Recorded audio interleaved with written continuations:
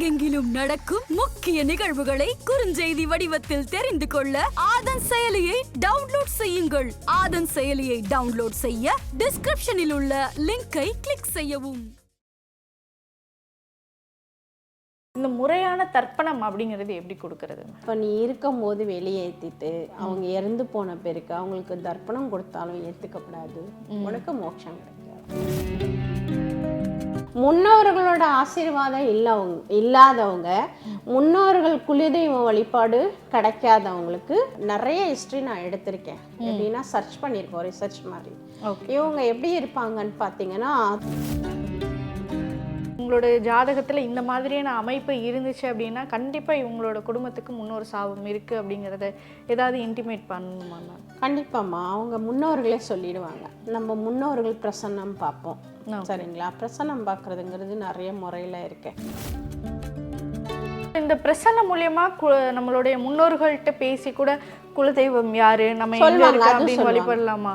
அது பேரோடையே கேட்டு தெரிஞ்சு சொல்லுவோம். எத்தனை நாள்ல தெரியும்? உடனடியா தெரியும்? உடனடியா பார்த்துடலாம். பெரிய சைஸ்ல ஒரு தேங்காய் வாங்கிட்டு வந்தா நான் இப்போ கூட காட்டுவேன். நான் எங்கள் அப்பா அம்மாவை நான் நல்லா தான் பார்த்துக்கிட்டேன், ஸோ நான் தர்ப்பணம் சரியாக கொடுக்கணும் அப்படின்னு நினைக்கிறேன் அப்படின்னா அவங்க என்னென்ன விஷயங்கள் ஃபாலோ பண்ணணும்? அவங்க முதல்ல விரதம் இருக்கணும், சரிங்களா? தர்ப்பணம் கொடுக்குற வரைக்கும் எதுவும் சாப்பிடக்கூடாது. கடல் உப்புனா லக்ஷ்மியோட அம்சம். கடல் தண்ணி விஷ்ணு பெருமானோட ஒரு அம்சமாகவே கருதப்படுது. இப்போ அது ரெண்டுமே ஆக்டிவேஷன் ஆகுது, அதனால கடல்ல குளிக்கணும். அதன் ஆன்மீகம் நேயர்களுக்கு வணக்கம். நான் உங்கள் விஜய் பிரியா. ஆன்மீகம் தொடர்பான சந்தேகங்களுக்கு நம்ம ஒவ்வொரு நாளும் தீர்வு கொடுத்துட்ருக்கோம். புதிய முக்கிய நிகழ்வுகளை உடனடியாக தெரிஞ்சுக்கணும் அப்படின்னு நினச்சிங்கன்னா அதன் செயலியை டவுன்லோட் பண்ணுங்கள். அதற்கான லிங்க் வீடியோக்கு கீழே டிஸ்கிரிப்ஷனில் கொடுத்துருக்கோம். ஸோ இந்த நிகழ்ச்சியில் நம்ம கூட யார் இணைஞ்சிருக்காங்க அப்படின்னு பார்த்தீங்கன்னா நசீம் அவர்கள் தான் நம்ம கூட இருக்காங்க. ஸோ அவங்க நமக்காக தொடர்ந்து ஆன்மீகம் ரீதியாகவும் ஜோதிடம் ரீதியாகவும் மாந்திரிகம் ரீதியாகவும் நிறைய விஷயங்கள், பல்வேறு தகவல்கள் நமக்காக தொடர்ந்து கொடுத்துட்ருக்காங்க. ஸோ அவங்கக்கிட்ட இந்த நிகழ்ச்சியில் நிறைய தகவல்கள் நம்ம கேட்டு தெரிஞ்சுக்கலாம். வணக்கம் மேம். வணக்கம். இந்த தர்ப்பணம் அப்படிங்கிறது ஒவ்வொருத்தருடைய வாழ்க்கையிலையும் ஒரு முக்கியமான பங்கு வகிக்குது. நம்மளுடைய முன்னோர்களுக்கு சரியான தர்ப்பணம் கொடுக்கறதுனால நம்மளுடைய வம்சங்கள் ரொம்ப சந்தோஷமாகவும் நிம்மதியாகவும் இருக்கணும் அப்படிங்கிறது காலங்காலமாக நம்ம கடைபிடித்துட்டு வர ஒரு பழக்கம். ஆனால் நிறைய இடங்களில் குடும்பங்கள் பிரச்சனையாகுது, சண்டைகள் வருது, எங்களுக்கு நிம்மதியான வாழ்க்கை இல்லை அப்படிங்கிறதுக்கு இந்த முன்னோர்களோட சாபம் தான் அப்படிங்கிறது முக்கியமாக நம்பப்படுது. அப்போ இந்த சரியான தர்ப்பணம் நம்ம எப்படி கொடுக்கறது? நாங்களும் இந்த அமாவாசை நாட்கள்லாம் தர்ப்பணம் கொடுக்குறோம். தை அமாவாசை, ஆடி அமாவாசைக்கெல்லாம் போய் கடல்களில் நீர்நிலைகளில் கரைச்சிட்டு வரோம். இதெல்லாம் நாங்கள் சரியாக தான் பண்ணுறோம். இருந்தாலும் எங்கள் குடும்பத்தில் எந்த ஒரு நிம்மதியுமே இல்லை அப்படின்னு நினைக்கிறவங்களுக்கு இந்த முறையான தர்ப்பணம் அப்படிங்கிறது எப்படி கொடுக்கறது? மிக்க மகிழ்ச்சிமா, இது நல்ல கேள்வி. முதல்ல சின்ன ஒரு விண்ணப்பம் வைக்கிறேன். இது என்னன்னா, நீங்கள் கேட்ட கொஷனுக்காக நான் ஆன்சர் பண்ணுறேன். இது மத ரீதியான சம்மந்தப்பட்டது இல்லை. ஒரு மனிதனுக்கு ஃப்யூச்சரில் அவனோட அடிவாரம் எங்கே இருக்குது, சரியா, அவனோட மூதாதையர்கள் யார் அப்படின்ற தெரியப்படுத்துகிற விஷயந்தான் இந்த தர்ப்பணங்கிறது, குலதெய்வம் வழிபாடுங்கிறது, சரியா? இது ரெண்டுக்குமே மேட்ச் ஆகுது பாருங்க. ஓகே, நம்மளுக்கு தர்ப்பணம்னா மூதாதையர்களுக்கு கொடுக்கணும். அதே மாதிரி குலதெய்வம் வழிபாடனா அடிப்படை தெய்வம் எங்கே இருக்குன்னு தெரியும், சரியா? இப்போ தர்ப்பணம் கொடுக்கறது யார் யாரெல்லாம் கொடுக்கலாம்? நல்ல கான்செப்ட், ஓகேவா? முதல்ல பெற்றவங்களை மதிக்காமல் போகிறது, இருக்கும்போது அவங்கள என்ன பண்ணுறது, அலட்சியப்படுத்துறது, ஓகேவா? முதியோர் இல்லத்தில் விடுறது, நோய் வந்தால் கவனிக்காமல் விடுறது, நடு ரோட்டில் கொண்டு போய் மனைவிக்காக விட்டுட்டு வர்றது, மனைவிக்காக சரி இல்லை கணவனுக்காக சரி. இப்போ இந்த காலகட்டத்திலலாம் ஒத்த பொண்ணுங்க வச்சுருக்கேன்னு நிறைய பேர் என்கிட்ட பார்க்குறது உண்டு. ஒரே பையன்மா ஒரே பொண்ணுமான்னு சொல்கிறாங்க. இந்த மாதிரி பசங்க முதல்ல வெளியேற்றுறது பெற்றவங்களை தான். ஓகே, புரியுதுங்களா? அப்போ நீ இருக்கும் போது வெளியேற்றிட்டு அவங்க இறந்து போன பேருக்கு அவங்களுக்கு தர்ப்பணம் கொடுத்தாலும் ஏற்றுக்கப்படாது, உனக்கு மோட்சம் கிடைக்காது. ஓகே ஓகே, முன்னோர்களோட ஆசீர்வாதம் இல்லாதவங்க, முன்னோர்கள் குலதெய்வ வழிபாடு கிடைக்காதவங்களுக்கு நீங்கள் நிறைய ஹிஸ்ட்ரி நான் எடுத்திருக்கேன். எப்படின்னா சர்ச் பண்ணியிருக்கோம், ரிசர்ச் மாதிரி. இவங்க எப்படி இருப்பாங்கன்னு பார்த்தீங்கன்னா, தொழிலில் அபிவிருத்தி ஆக மாட்டாங்க, வாரிசு இருக்காது, ஆண் குழந்தை இருக்காது, கல்யாணம் ஆனாலும் குழந்தைங்க பிறக்காது, ஓகேங்களா? ஆண்மை குறைபாடு இருக்கும், கர்ப்பப்பை பிரச்சனைகள் இருக்கும், சரிங்களா? நிறைய துன்பங்களுக்கு இவங்க ஆளாகுவாங்க. ஓகே. ஓகே, அதுக்கு என்ன ரிக்வெஸ்ட்டாக நான் வைக்கிறேன்னா, முதல்ல வந்து உங்களை பெற்றவங்கள நீங்கள் மதிக்க கற்றுக்குங்க. சரியா? நம்ம பெற்றவங்க இல்லாமல் அவங்க நம்ம பெற்று வளர்த்து இந்த அளவுக்கு ஆளாக்காமல் நம்ம இந்த இடத்துக்கு வர முடியாது. ஓகேவா?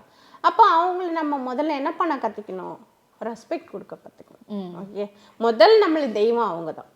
கண்டிப்பாக. ஓகே, அதுக்கப்புறம் குரு. குரு யார்? வாத்தியார்.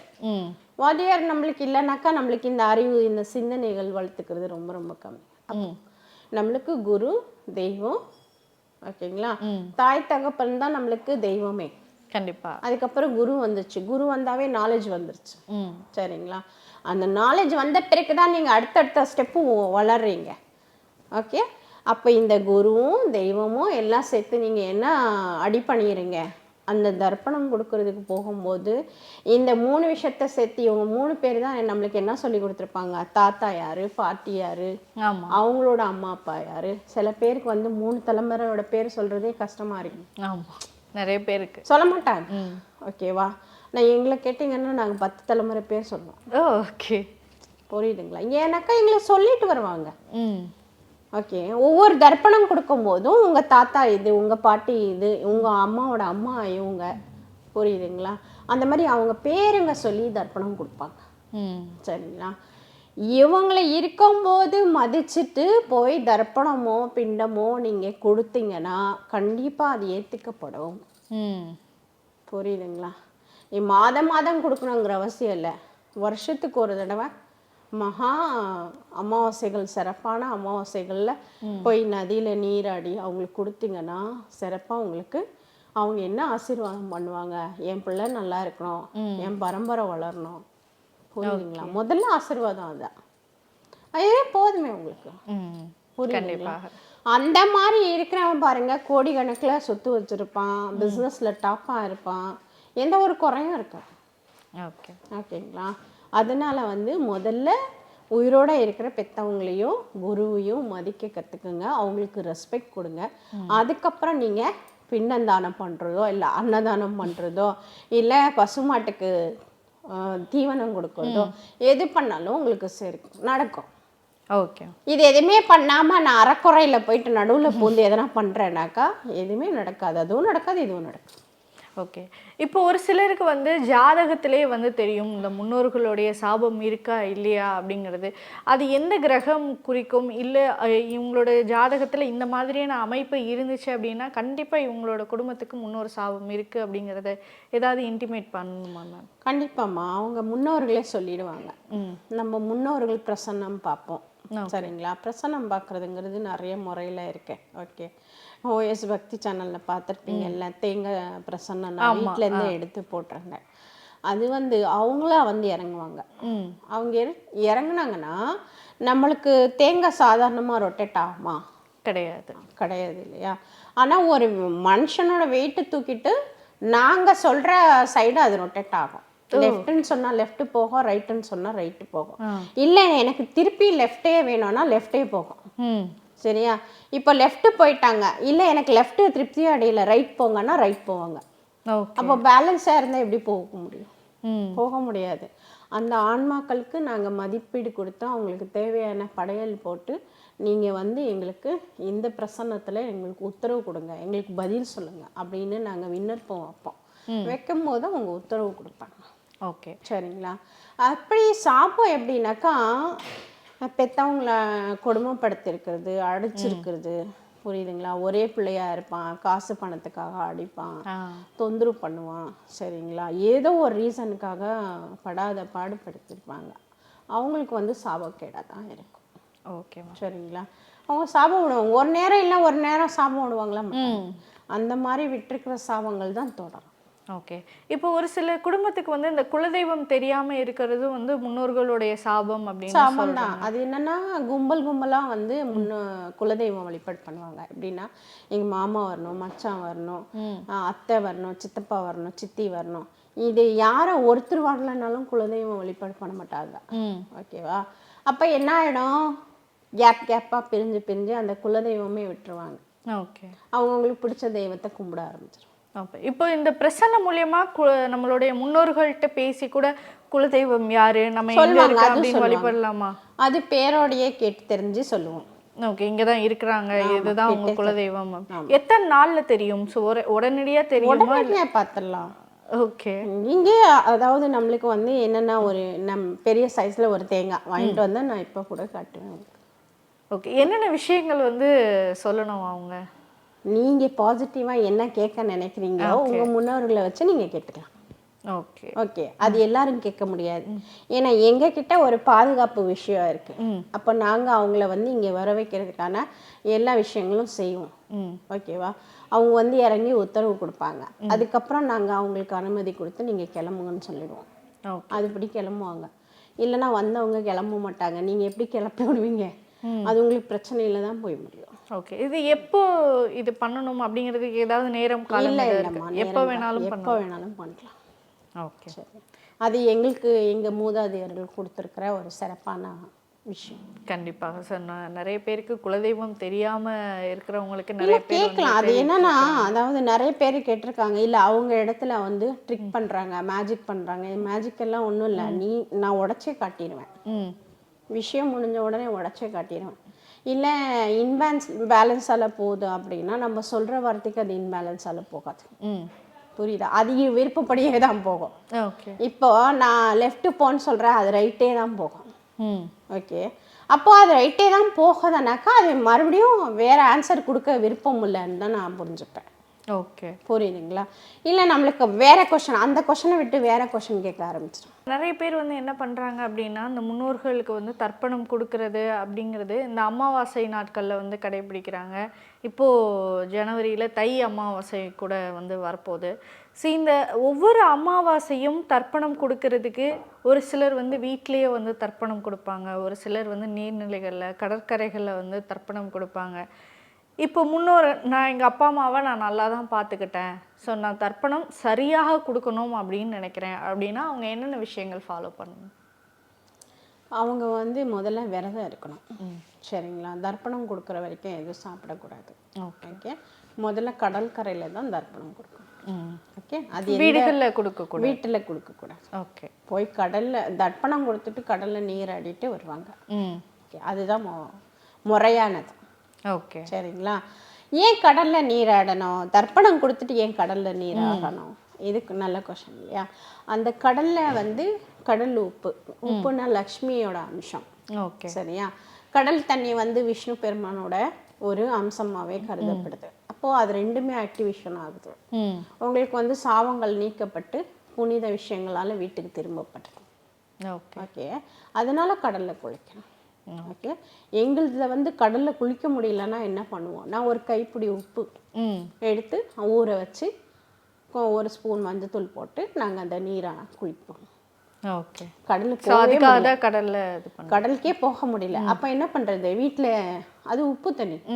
அப்போ உப்பு ஒரு கைப்பிடி எடுத்து போட்டு நல்லா ஊற வச்சு நீராடி சாமி பண்ணுவோம். இப்போ நம்ம முன்னோர்கள் அப்படின்னு எடுத்துட்டோம்னா சிலருக்கு வந்து இந்த பூர்வீக சொத்துகள் அப்படின்ற ஒரு விஷயம் வந்து இருக்கும். நான் முன்னோர்களுக்கு சரியான தர்ப்பணம் கொடுக்காதனால தான் இந்த சொத்து பிரச்சனைகள் வந்து வருதா? இந்த அங்காளி பங்காளி பிரச்சனைகளாகட்டும், சொத்து பாக பிரிவினை பிரச்சனைகளாகட்டும், இது எல்லாமே வருது அப்படின்னு சொல்கிறேன். இந்த சொத்து பிரச்சனைக்கும் முன்னோர்களுக்கும் சம்பந்தம் இருக்கா? அப்படி இருந்துச்சுன்னா என்ன பரிகாரம் செஞ்சால் இது நிவர்த்தி ஆகும்? இது நல்ல கேள்வி. இது பயங்கரமான கேள்வின்னு சொல்லுவேன். இந்த கேள்விக்கு பலாயிரம் கொஷின்ஸ் இருக்கு. நான் அதில் 2-3 கொஷின் சொல்கிறேன். முதல் கொஷின் என்னென்னா, முன்னோர்கள் வந்து பெண் சாபம் பெற்றிருக்கலாம். மண் வாங்கும்போது ஏதோ ஒரு பெண்ணுக்கிட்ட வந்து அவங்க அடிப்படையான ரேட்டுக்கு வாங்கியிருக்கலாம். அந்த சாபம் கொடுத்துருவாங்க. வயிற்றுச்சல் பிடிச்சவன் காசு இருக்குது கொடுக்காம கஞ்சத்தனமாக பண்ணி எனக்கு என் வயிற்றுல அடித்து இடத்த வாங்கிட்டானே, அந்த மண் அவங்க பசங்க அனுபவிக்க முடியாது. ஓகே, பிரச்சனையில் நிற்கும், கோர்ட்டு கேஸில் நிற்கும். அதே மாதிரி வந்து வில்லங்கத்தனமாக வாங்குறது. ஓகே, அவங்களுக்கு அது வாங்கணுன்னே ஒரு குறிக்கோளாக இருக்கும். பக்கத்தில் இருக்குது, இது எனக்கு வேணுமே வேணும் அப்படின்னா அடித்து பிடிச்சி ஏதோ பிளாக் மேஜிக் அது இது பண்ணி வாங்குறது. இந்த மாதிரி பண்ணி வாங்கினாலும் அவங்க பிள்ளைங்களுக்கு அது பிரச்சனையாகவே இருக்கும், காலத்துக்கும் பிரச்சனையாக இருக்கும். சரி, அதுவும் இல்லை, வேறு என்ன பிரச்சனையாக இருக்கும் அப்படின்னா, அந்த மண்ணில் வந்து எதனா தெய்வங்கள் கோயில் இருந்திருக்கலாம், கோயில் இருந்து உடைச்சிருக்கலாம், இல்லை உடைஞ்சி போயிருக்கலாம். அது அடையாளம் தெரிஞ்சுக்காம விவசாயம் மாற்றிருப்பாங்க. அந்த மாதிரி இருந்தாலும் நிலத்தை அனுபவிக்க முடியாது பிரச்சனைகளுக்கு. இப்போ இந்த மாதிரியான இடங்கள்ல வந்து ஏதாவது இப்போ பூமி பூஜை போடுறோம் அப்படிங்கிறது ஓகே, அந்த மண்ணை வந்து சுத்தப்படுத்துகிறோம். மாந்திரிகம் ரீதியாவோ இல்லை இந்த மாதிரியான ஆன்மீகம் ரீதியாவோ அந்த மண்ணை வந்து சுத்தப்படுத்துறதுக்கு ஏதாவது விஷயங்கள் செய்யலாமா? இருக்குமா.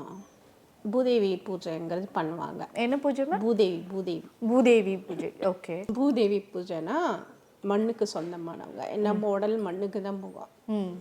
ஓகேங்களா. சில பேர் வந்து இறைச்சிருவாங்க, மண்ணுக்கு கொடுக்க மாட்டாங்க. ஓகே.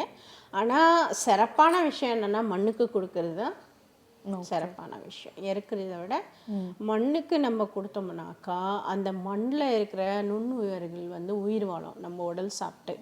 ஓகே. நம்மளுக்கு பாக்டீரியா அதிகமாக பரவாது. அது ஒன்று. அடுத்து என்னன்னா அந்த பூமியில் நம்ம மண் வந்து பதிக்கப்படும் போது அதில் இருக்கிற அந்த அம்மாவுக்கு வந்து நம்ம உடல் வந்து உணவாக சேரும். ஓகே. சரிங்களா. அதனால பூதேவி பூஜைன்னு நம்ம அது சிறப்பாகவே பண்ணி தராங்க, இருக்காங்க. நம்ம சொன்ன முன்ன பண்ணி தருவாங்க. ஓகே. இல்லை அந்த மண்ணில் முதல்ல பிரச்சனைகள் இருக்கா இல்லையான்னு தெரிஞ்சுப்போம். சரியா. அது தெரியறதுக்கான நிறைய விஷயங்கள் நம்ம பண்ணி கொடுப்போம். ஓகே. ஏன்னா திடீர்னு ஒரு ஹோட்டல் கட்டிடுவாங்க. சரியா. அது எதுக்குமே பிரயோஜனம் இல்லாமல் ஏதோ ஒரு வழக்கில் போய் சிக்கிக்கும்.